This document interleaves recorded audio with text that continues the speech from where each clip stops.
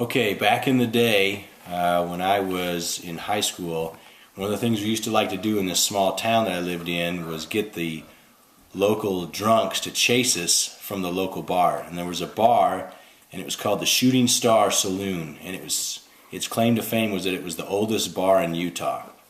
And back then, parts of the bar still had a dirt floor, although I believe now it's been refurbished a little bit. But one of the things, some of the things we used to do were after Halloween, we'd gather up all the jack-o'-lanterns and all the pumpkins, and we'd go stack them in front of the door, and we'd stack anywhere between 50 and 100 jack-o'-lanterns against the door, so when they would open the door, all the pumpkins would fall in.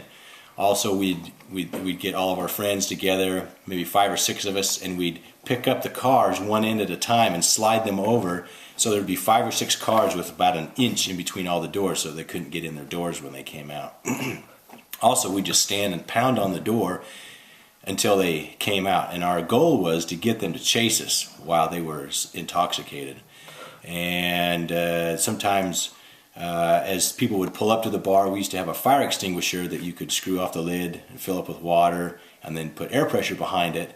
And I still remember one of my buddies walks up and he's talking to these 2 guys sitting in their truck in front of the bar, and we had this fire extinguisher pumped up to about 100 psi. And then just right in the middle of a conversation, one of my other friends comes by. My first friend was just being a decoy. He comes by and hoses him down at point blank range. And then a second guy comes by with a bag of flour and throws it in their truck after they've been hosed down. Well, this made them quite mad. And then we all took off running through the town. This is a small town. And so sometimes just one person would chase us. Sometimes they'd go back in the bar and get all their friends, and they'd be chasing us all over town. And we're not sure what they ever would have done because they never caught us.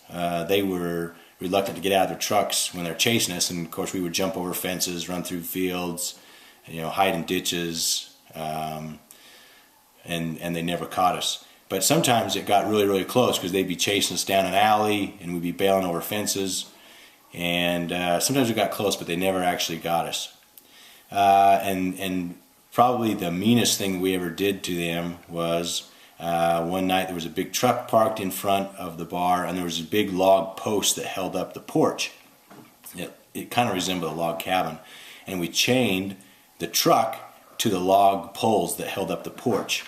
And the next morning we went over there, and the porch had been pulled off the front of the bar. Who'd ever gotten in the truck had gotten in and backed out, not knowing that they were chained to the bar, and they pulled the front of the bar off the building. So that was some of the things we used to do to torment the local drunks in our town.